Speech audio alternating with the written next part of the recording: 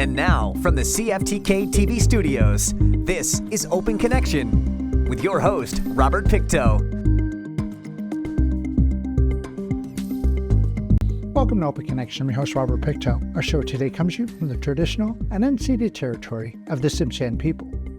Members of the Legislative Assembly have three key roles and responsibilities: parliamentary, representative, and caucus.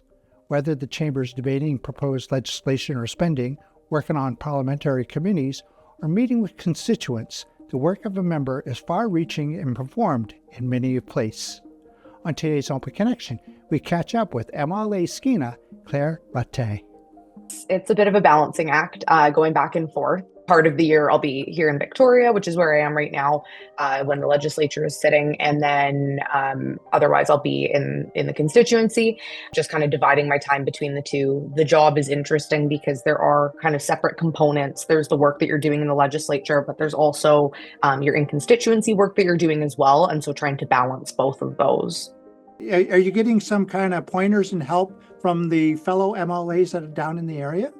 Absolutely. Yeah, no, it's been good having, obviously some people within our caucus that have experience. But this is quite unprecedented to have this many new MLAs. It's never happened before. So the staff here at the legislature are working really hard to ensure that everybody is prepared. We actually did a mock parliament sitting yesterday. But I mean, obviously there will be some challenges along the way because we have so many new faces.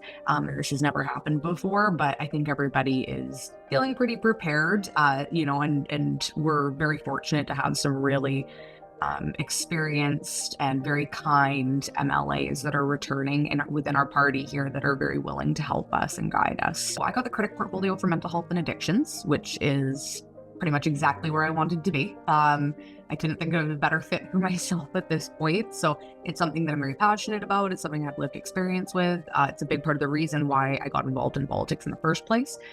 So yeah, I'm really enjoying that.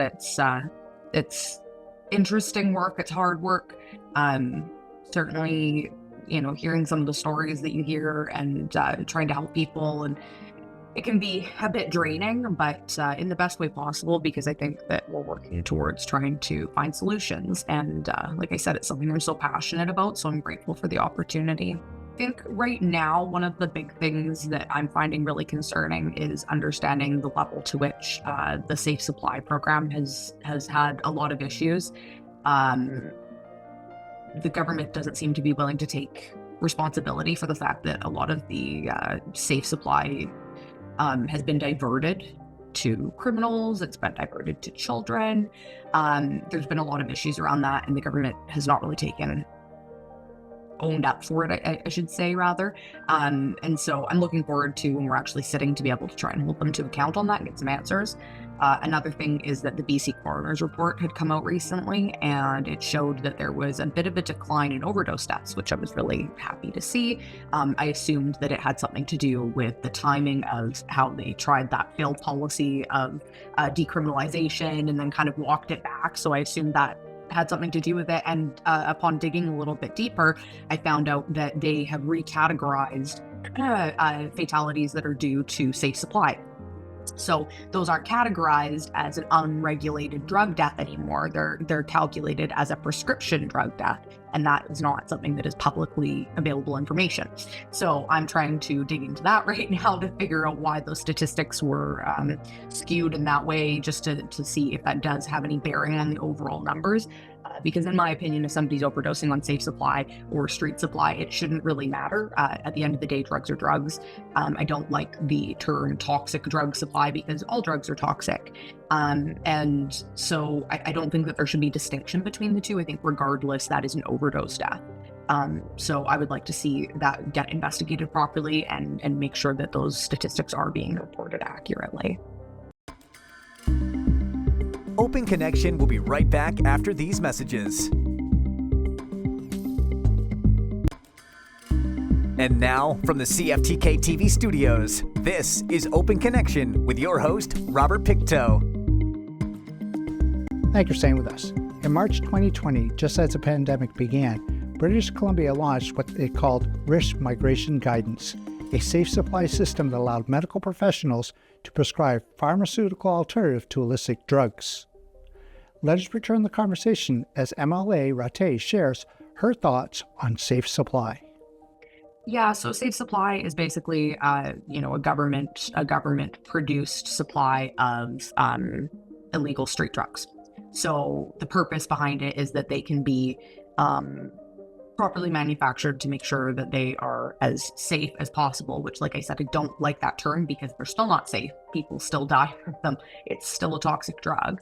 But it is, at least you'll know what you're getting in it. It's not going to be cut with something, the issue is that, like I said, that safe supply tends to actually get diverted. So addicts will find that it's not strong enough, for example. And so they'll actually go and trade those drugs for something else. There's also been a lot of evidence that it's been getting into the hands of children. And there's been a number of children's overdoses that have been attributed back to that safe supply program, as well as diversion to criminal organizations. And that's then made its way back onto the black market. So I think that right as it stands right now, this program is not working. It's not been effective. I do understand the concept behind it as part of a harm reduction strategy. I do agree that obviously we need to try and keep people alive long enough to get them to treatment. But I think we spoke about this last time that you and I spoke. It's meant as a stopgap. It's meant to just keep people alive long enough to go to treatment. But when there's no treatment options available for people, then where do they go from there? You're essentially just keeping them on drugs, on the taxpayer dime, and it's not actually solving the problem. It's not going anywhere, and it's certainly not addressing the root causes of addiction, like mental health, like homelessness. And the government doesn't seem to be willing to take responsibility for that and say, okay, maybe we need to look at this again and figure out if there is a better way to roll this program out, a safer way to do this for people, and what are the other measures that we need to be taking, because it seems like they've got blinders on for this one thing, and that's safe supply, overdose prevention sites, safe inhalation sites, safe injection sites, but the investments aren't coming to the other aspects of what's needed for recovery. Another really frustrating one for me is that this government tends to put a lot of focus on detox if they're going to focus on what would kind of come under the umbrella of harm prevention, right? So you'd have detox, you would have treatment services, wraparound services, continuing after treatment, such as educational services, housing services, things like that, right? They put a lot of focus on detox. We're even getting more detox beds in Terrace in our riding, right? But as a recovered addict myself, I know that if you just have detox, that's not an effective strategy, and it can actually be more dangerous and increase the likelihood of people overdosing. So without that second step, and without there being a clear and seamless transition between the two, you're actually putting people at more risk. Because detox is a very short-term program. All it's doing is getting you physically non-dependent on a drug. Mentally, you are still dependent on that drug. You've done no work on yourself. You're just physically non-dependent so that you can go through treatment. But as I said, when there's no treatment to go to, what tends to happen, or even if you can get on a wait list and, let's say it's a couple of months or something, because that's the typical case right now, is that people are waiting a few months unless they can afford, $35,000 a month for a treatment facility. When you get released from detox, what tends to happen in most situations, particularly people that are struggling with homelessness as well as addiction issues, is they tend to go out and they use again. I did it when I went to detox, and with how dangerous the drug supply has gotten, if you go out after getting clean for a week, 2 weeks, whatever it is, and you go out and you use again and you're using like you did before, which often people do, you're probably going to overdose. Your body has no tolerance anymore. It's almost negligent and careless to just be investing in that one side of things. We need a comprehensive approach that follows people through into recovery. Open Connection will be right back after these messages. And now, from the CFTK-TV studios, this is Open Connection with your host, Robert Pictou. Welcome back to Open Connection. According to the National Institute on Drug Abuse website, many people increase their use of alcohol and other substances in the early stages of the pandemic, especially people with clinical anxiety and depression and those experiencing COVID-19 related stress. Let us return the conversation with MLA Rattee. Obviously, not being in government, it makes it difficult for me to strongly impact the decisions the government makes and the directions that they decide to go in. I'm going to advocate very hard and work with the other party as much as I can to make sure that that becomes a reality. But I'm also going to explore other avenues of looking at a private model so that we can find some way to make that a reality. Because if the government isn't willing to see the damage that's being caused in our riding right now, and they aren't willing to make those investments, then we'll find other people that will. These are people's lives that are at stake. This is not something that we can just sit there and wait for. This government has had almost 10 years to do something about this problem, and they haven't. And so I think that at a certain point, we may have to take matters into our own hands. So that's something I'm kind of exploring on the side, is trying to find a way to bring a group together that might be able to make that a reality. The other thing is that there's the First Nations Alliance that's trying to work on a land-based healing center, which I've been very, very strongly and passionately supportive of. I think that faith-based recovery is the most successful model based on what I've seen. And so I think a land-based healing center would be extremely impactful and helpful, particularly given when we look at the statistics, how disproportionately First Nations people tend to be affected in our riding, specifically by mental health and addictions issues. So I think that it would be a really good first step. I'm hoping that I can convince the government to support that and to provide some extra funding for it. Again, I do know that Premier Eby has said that they will provide funding for detox beds, but as I stated previously, that is not enough. That's actually, in a lot of cases, more harmful. I mean, the red tape and the bureaucracy has gotten out of control under this government for sure. And I think most people can see that regardless of what side of the political spectrum you stand on. And it affects so many different aspects of our lives. It's not just when it comes to mental health and addictions and trying to get treatment facilities built, for example. It's affecting all kinds of construction and all kinds of business. So that's definitely something that I'll always be advocating for quite strongly, is that we find ways to cut some of that red tape and cut down on the bureaucracy and actually get things done, get facilities built.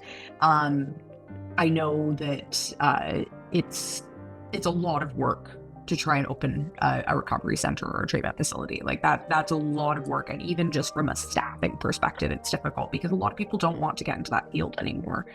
We look at what's happening with nursing right now. For example, it's a very similar situation, right? People are being exposed to abusive behavior, abusive language. They feel threatened, open drug use being allowed in areas that it really shouldn't be, and putting people at risk. And so people don't want to work in these fields. And because there's very few of them, the few that do get burnt out quickly. So it's there's going to be a lot of challenges and a lot of hurdles to actually get to that point. But I mean, I'm not going to let that deter me. We've got to find a solution for this. So it is one of my top priorities right now, is trying to find a way to get a facility built in the north, because without that, we don't really have good options for people. We don't really have any way to really truly and meaningfully help people.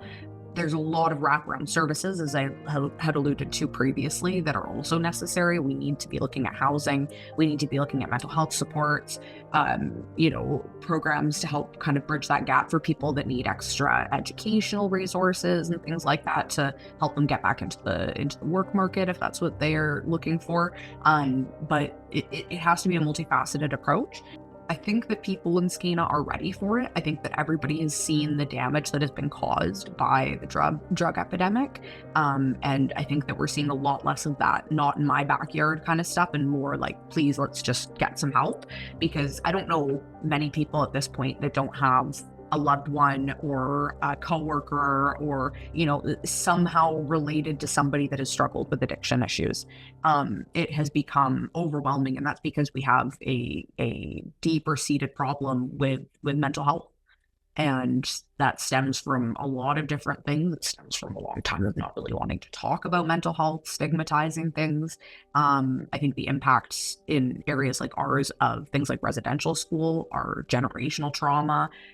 That's something that is not going to go away overnight, and we need to make those investments in mental health as well. I've often given a lot of thought to, just from, kind of anecdotally, my experiences with treatment and recovery centers, and what I've seen over the years works and what doesn't work, what models tend to be the most effective. One of the most effective models that I've seen tends to be more of a almost kind of airing-like situation, very much, heavily involved with the land and things like that. So when I think about the riding and where would make the most sense, in my opinion, actually near the hot springs is something that's always jumped out to me as being a really, really good potential location for something like that. You're a little bit removed from the community, so you get some space. There are concerns about, outside influences and things like that, but you're still close enough to home that it's a reasonable distance to travel to get there. You're not asking somebody to go to Prince George or Vancouver. There's the ability to farm out there, work with the land a little bit, work with animals, things that have been proven to be very therapeutic and healing for people. So that would be an area that just has always stood out to me as a potential location that if there was a way to make that happen, I think it would be really successful. Open Connection will be right back after these messages. And now, from the CFTK-TV studios, this is Open Connection with your host, Robert Pictou. Take a slow walk in the woods, observe nature around you, breathe deeply, and allow yourself to be calm and quiet. Developed in the 1980s, Sindyuku, or forest bathing, is not just for wilderness lovers. On his final connection on Open Connection, MLA Rattee shares her vision of a recovery center in Skeena. Based on my experiences that I had when I was involved in municipal politics, dealing with both Rio Tinto and LNG Canada, dealing with Chevron at the time, things like that, they tend to be very willing to get involved in community projects like that and to provide funding. This is still a community that they're operating in, that their employees live in. They want to be able to attract new employees, for example. They want to have services and amenities that are going to make people want to come here. I do know that Rio Tinto has a program where if they have an employee that is struggling with addiction, they will send them for treatment. So, that would save some costs in the long run of having something available that's closer to home. I'm not sure about LNG Canada. I would assume they probably do the same thing. I've just never actually spoken to them about it. But, I could definitely see industry being a very key partner in that. And I would certainly suspect that they would be more than willing to try and help out with something like that, because again, anybody that has spent any amount of time in our riding can see that it is a significant issue, and it's something that needs to be addressed. So one big kind of issue, the elephant in the room, is that my offices still aren't open in the riding. So as an opportunity to give everybody a bit of an update on that, I have no control over that. That is the legislature that handles that lease. We are going to be keeping the terrace office in the same location that it was previously. I'm just waiting for the leasing team at the legislature to actually sign said lease, because then that triggers all the IT equipment going in, security, whatever. So we may still be about a month out probably on being able to get that location open. I think unfortunately, because this has been such an unprecedented election, where not only do you have so many new MLAs coming in, but that also means you have so many that are offboarding at the same time, they got a little overwhelmed. It was a bit overwhelming. Plus there was an additional 2 or 3 ridings that were created. So then you've got to start from scratch because you have no offices there. So I'm still waiting for that one on the terrace office. They made the decision that they wanted to move the Kitimat office location. So right now it's just a matter of finding a new office location. That one is likely going to be at least 6 months out, is what I've been told. So in the interim, what we've been kind of focusing on, because I've still been plenty busy meeting with constituents, just to kind of give everybody an update of how they can actually contact me, because I'm more than happy to meet, even though we don't have an actual office to go into. So first of all, the easiest, fastest way to get through to us is through email. And so that email is just my first dot last, so claire.rattee.mla@ledge.bc.ca. That is available on my website. It's available on my Facebook, Instagram, X platforms. So if you're looking for that, it's available online there to be able to email me. We also have an office line that people can call, and the number for that is 778-401-5694. And so while I am in Victoria, because I will be going back and forth, I'm going to be taking a lot of Zoom or Teams calls. So any constituent that has questions that wants to be able to talk to me face to face, I'm happy to schedule that or just to do a phone call. My constituency assistant Chelsea is awesome. She's been going out and meeting with people when I'm not there as well. And then when I'm back in the riding, obviously then I'll be available to take meetings in person as well. But yeah, so we're kind of just trying to make that hybrid of virtual and in-person work. But definitely if anybody has any questions for me or needs help, assistance with anything, definitely reach out to us. We've been very busy. I would say 90% of our open casework right now is actually healthcare related. That's been a really big one for the riding for sure. And is there anything I might have missed that you'd like to add? Like I said, there are a lot of different facets to the constituency work, the legislative work, my critic portfolio, all of that kind of stuff. But specifically on the in-constituency work, we've been doing a lot of work, as I said previously, on healthcare related stuff. A big issue that I had coming to me initially was actually on access to the new hospital in Terrace. There was a bit of an oversight in the way that Northern Health and BC Transit had communicated about the new hospital opening, I guess, and the bus wasn't stopping at the hospital. They hadn't moved the bus stop. So I had a number of elderly people, many of which had severe difficulties walking, that were actually going out to Terrace from Kitimat about 3-4 times a week for dialysis treatments. And they were taking the public bus and they had to walk 4 blocks in the ice and snow to be able to access the hospital. And that was just completely unacceptable. So we worked with BC Transit, and they were awesome to work with. They have moved the bus stop, they've changed the bus routes, they've made sure that people have been accommodated. I'm trying to look into a alternative option right now for people that have to travel from Kitimat to the Terrace Hospital. And I'd like to also approach it looking at the Nass area as well and seeing if there's a way to create some kind of a dedicated bus system for people that need to go for dialysis and oncology treatments, particularly because they tend to be frequently, you've got to go a few times a week.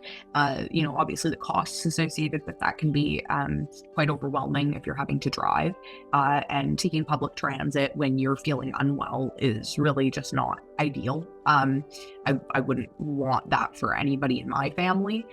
So I'd like to see something that's more of a dedicated bus service that would be focused on those people. So that's kind of one thing that I'm working on, and it was a good feeling to finally get something. Feel like I really got something accomplished that was making a difference, even if it is just getting a bus stop changed.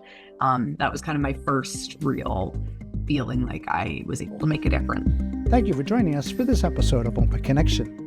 The greatest distance in the existence of man is not from here to there, but the connection from his mind and heart.